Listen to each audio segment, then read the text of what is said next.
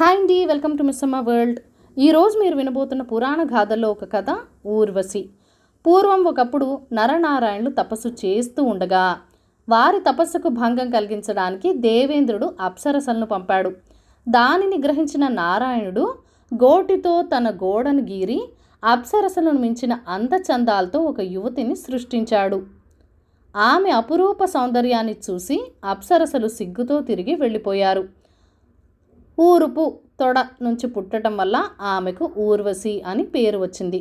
ఆ తర్వాత ఆమె దేవేంద్రుడు కొలువులోనే నాట్యక తైలాలతో ఒకటిగా చేరింది. ఒకనాడు భూలోకం నుంచి పురూర చక్రవర్తి వచ్చి దేవసభలో ఊర్వశి నాట్యం చూసి ముగ్ధుడై ఆమెను పెళ్లాడాలనుకున్నాడు. ఊర్వశి కూడా రాజును వరించింది. దేవేంద్రుడు అందుకు అంగీకరించాడు. ఊర్వశి పురూరులు వివాహమాడి భూలోకం చేరి హాయిగా గాలం గడపసాగారు.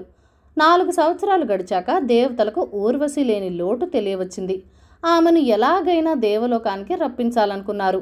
కొందరు గంధర్వులు భూలోకానికి వచ్చి ఒక తుఫాను నాటి రాత్రి ఊర్వశి శయన మందిరంలోని లేడిపిల్లను దొంగిలించుకుపోయారు. లేడిపిల్లను వెతుక్కుంటూ ఊర్వశి ఆకాశ మార్గాన పయనమై సాగింది. అలా గంధర్వులు ఆమెను దేవలోకానికి చేర్చారు. ఊర్వశి కనిపించకపోయేసరికి పురూరుడికి మతి చెల్లించినట్లయింది. ఆయన ఎక్కడెక్కడో వెతికి వేసారి ఆఖరికి దేవతల అనుగ్రహం ప్రకారం ఊర్వశిని కలుసుకుని హాయిగా జీవించాడు. చలమయ్య గోదానం. నాగవరం గ్రామంలో ఉండే చలమయ్యకు డబ్బు కాపీనం ఎక్కువ. ఆయనకు ఒకసారి జబ్బు చేసింది. అది ఏ మందులకు లొంగలేదు. చలమయ్య తల్లి శాంతమ్మ ఆయనతో, చచ్చి స్వర్గాన ఉన్న మీ నాయనకు ఒకసారి ఇలాంటి జబ్బే చేస్తే సహృదయుడైన బ్రాహ్మణుకు ఒక ఆయనకు గోదానం చేశాడు, వెంటనే తగ్గిపోయింది అన్నది. నా జబ్బుకి గోదానానికి సంబంధం ఏంటమ్మా అన్నాడు చలమయ్య. అంత జబ్బులోనూ ఒక్క ఆవును వదులుకోవడం అన్నమాట ఆయనకు దిగులు పుట్టించింది. ఒరేయ్, మనం చేసిన పాపాలే జబ్బుల రూపంలో మనను బాధిస్తాయి అంటే జబ్బు మనను పుణ్యకార్యాలు ఏమైనా చేయమని హెచ్చరిస్తుందన్నమాట. నీ సంగతి తాకు తెలియందేముంది? డబ్బు కూడబెట్టడమే తప్ప ఎవరికి సహాయపడి ఎరగవు. అంతా నీ నాయన పోలిక అన్నది శాంతమ్మ. చలమయ్య భార్య పిల్లలు కూడా ఆయనను తల్లి చెప్పినట్టే చేయమని బలవంత పెట్టారు. చివరకు చలమయ్య రామశర్మ అనే బ్రాహ్మణుని పిలిచి ఒక చూడి ఆమెని దానం చేసి, బ్రాహ్మణోత్తమ, ఆవు ఈనగానే దాన్ని మీరు ఉంచుకుని దూడను నాకు ఇవ్వాలి. దూడతో మీకేం పని ఉండదు కదా అన్నాడు. రామశర్మ కంగారుపడి, అయ్యా, తల్లిని బిడ్డను వేరు చేయటం మహాపాపం కదా అన్నాడు. గో న్యాయం వేరు, మానవ న్యాయం వేరు. మీరేనా న్యాయం? మానవులకే కానీ పశువులకి వర్తించదు. అయినా దూడను మీరు వెంటనే నాకు ఇవ్వనవసరం లేదు, దానికి తల్లి అవసరం తీరిపోగానే అని చెప్పాడు చలమయ్య. రామశర్మ సరేనని ఆవును తోలుకుపోయాడు. ఆ మర్నాటికి చలమయ్య జబ్బు చేత్తో తీసేసినట్టుగా మాయమైపోయింది. కొద్ది రోజుల తర్వాత చలమయ్య ఎప్పటి మనిషి అయిపోయాడు. కొన్నాళ్లకు చలమయ్య దానం చేసిన ఆవు ఈనింది. దానికొక కోడదూడ పుట్టింది. ఈ సంగతి తెలిసినప్పటి నుంచి చలమయ్య మనసులో లేదు. ఆవు తనది కాకపోయినా దూడ తనదే కాబట్టి దాన్ని చూడాలన్న వంకతో రోజుకొకసారైనా ఆయన రామశర్మ ఇంటికి వెళ్ళి ఆవును చూస్తూ ఉండేవాడు. ఆ విధంగా వారం రోజులు గడిచినాయి. ఒక రోజున చలమయ్య ఉండబట్టలేక రామశర్మను, బ్రాహ్మణోత్తమ, ఆవు పాలు సక్రమంగా ఇస్తున్నదా అని అడిగాడు. అయ్యా, ఇది దేవతాంశగల ఆవు, రోజుకి 4 సేర్లు పాలిస్తున్నది అని చెప్పాడు రామశర్మ. స్వతహాగా రామశర్మ మొహమాటస్థుడు. ఆయన చలమయ్యను సంతోషపెట్టాలనుకుని ఆవు ఇస్తున్న దానికి 2 సేర్లు ఎక్కువ చెప్పాడు. ఇది వింటూనే చలమయ్యకు గుండె ఆగినట్లయింది. తనకున్న ఆవుల్లో ఏ ఒక్కటి అన్ని పాలివ్వదు. బ్రాహ్మణోత్తమ, ఆవు అంత ఎక్కువగా పాలిస్తున్నదంటే అవి ఏమంత రుచిగా ఉండవనుకుంటాను అన్నాడు చలమయ్య. రామశర్మ పాలు రుచిగా లేదంటే చలమయ్యకు కొంత తృప్తిగా ఉండేది. అలా కానప్పుడు చాలా మంచి ఆవును దానం పేరుతో పోగొట్టుకున్నానన్న బాధ చలమయ్యకు వదలదు. కానీ రామశర్మ ఎంతో కృతజ్ఞతగా, అయ్యా, మంచి మనసుతో మీరిచ్చిన ఆ ఆవు పాల రుచి మాటల్లో వర్ణించలేను. బహుశా దేవతలు సేవించే అమృతం అలాగే ఉంటుందేమో అన్నాడు. చలమయ్య వెంటనే, అలాగైతే ఆవు పాల రుచి చూడాలని నాకు కోరికగా ఉంది అన్నాడు. రామశర్మ అప్పటికప్పుడు ఆయనకు ఒక లోటాలో వేడి పాలు తెప్పించి ఇచ్చాడు. చలమయ్య ఆ పాలు తాగాడు. చాలా బాగున్నవి. చలమయ్య దిగులతో ఇంటికి వెళ్ళిపోయాడు. ఆ రాత్రంతా ఆయనకు నిద్ర పట్టలేదు. మర్నాటి ఉదయం నిద్రలేస్తూనే ఆయన రామశర్మకు కబురు పెట్టి, బ్రాహ్మణోత్తమా, నేనొక రకమైన అనారోగ్యంతో బాధపడుతున్నాను. నిన్న మీ ఇంటి ఆవు పాలు తాగగానే ఎంతో గుణం కనబడింది. నిజంగానే ఆ పాలల్లో దేవతాంశం ఉన్నదనిపిస్తున్నది. ఆ పాలలో అమృతం ఉన్న లక్షణాలు కనిపిస్తున్నవి. మీరది ప్రతిదినము 4 సేర్లు పాలిస్తుందన్నారు కాబట్టి అందులో 2 సేర్లు పాలు నాకు ఇవ్వగోరుతున్నాను.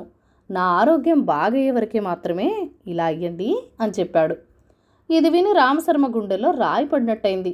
కానీ ఆయన ఏమీ అనలేక చలమయ్యతో సరేనని చెప్పి ఇంటికి వెళ్ళిపోయాడు. శాంతమ్మ కొడుకును మందలిస్తూ, గోవును దానం చేసి దాని పాలు తీసుకుంటే పుణ్యం దక్కదురా అన్నది. పుణ్యం దక్కకపోతే నా జబ్బు తిరిగి రావాలి కదా. అలా జరగలేదు కాబట్టి నన్నే పాపము అంటలేదు, వచ్చిన పుణ్యం పోనూ లేదు అన్నాడు చలమయ్య. ఆ రోజు నుంచి రామశర్మ ఆవును తాను పోషిస్తూ అది ఇచ్చిన పాలన్నీ చలమయ్యకు పంపిస్తూ వచ్చాడు. ఇలా కొంతకాలం జరిగేసరికి చలమయ్యకు మళ్ళీ జబ్బు తిరగబెట్టింది. ఆయన హడలిపోయి వెంటనే రామశర్మ దగ్గర నుంచి పాలు తీసుకోవడం మానేశాడు. అయినప్పటికీ ఆయన జబ్బు తగ్గలేదు. వైద్యుడు వచ్చి మందులిస్తున్నాడు. కానీ ఆ మందు ఏమాత్రం పనిచేయడం లేదు. రామశర్మ నుంచి పాలు తీసుకోవడం మానేశాను కాబట్టి నాకు గోదానం చేసిన పుణ్యం దక్కాలి. అయినా నా జబ్బెందుకు తగ్గడం లేదు అని మథనపడ్డాడు చలమయ్య.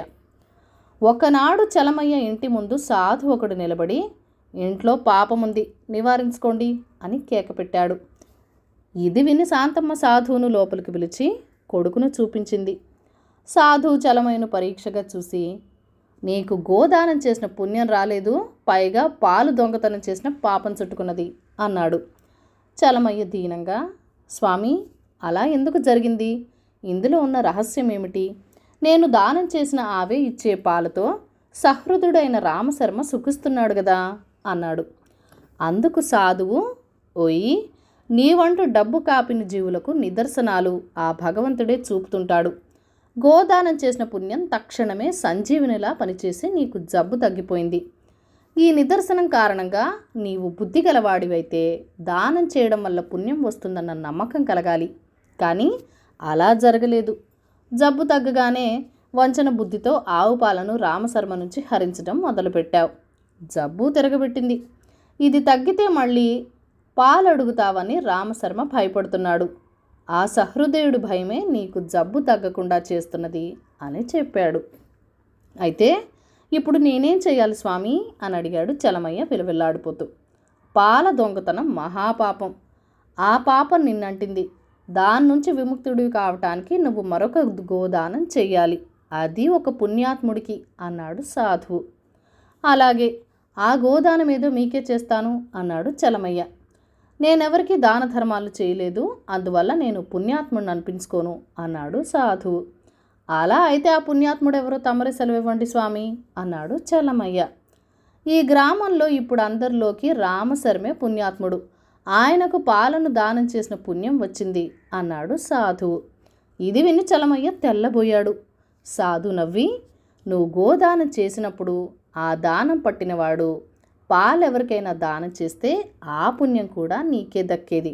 కానీ రామశర్మ నీకు పాలు ఇవ్వడం వల్ల నీకు పాల దొంగతనం పాపం ఆయనకు దానం చేసిన పుణ్యం దక్కాయి. ఇంత చేదు అనుభవం తర్వాతైనా నీ డబ్బు కాపీనం వదిలిపెట్టు అని సలహా ఇచ్చాడు. చలమయ్య సాధువు చెప్పినట్టే చేసి సంతానంతో సహా 2 ఆవులు రామశర్మమేనని హామీ ఇచ్చి తన తప్పు క్షమించమన్నాడు. ఆ తర్వాత చలమయ్య జబ్బు తగ్గిపోయింది. ఆయన మనస్ఫూర్తిగా దాన ధర్మాలు చేస్తూ సుఖంగా జీవించాడు. కథ కంచికి మనం ఇంటికి. ఈ కథలను లైక్ చేయండి, షేర్ చేయండి. మన ఛానల్ని ఫస్ట్ టైం చూస్తున్నట్లయితే కనుక సబ్స్క్రైబ్ చేసుకుని ప్లీజ్ మీ సపోర్ట్ ఇవ్వండి. మన ఛానల్లో అలానే చాలా కుకింగ్ అండ్ షాపింగ్ వీడియోస్ ఉన్నాయి. వాటిని కూడా చూసి మీ ఫ్రెండ్స్ అండ్ ఫ్యామిలీతో షేర్ చేసి ఆనందించండి.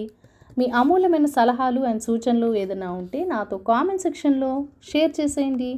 Thank you for watching. Bye bye.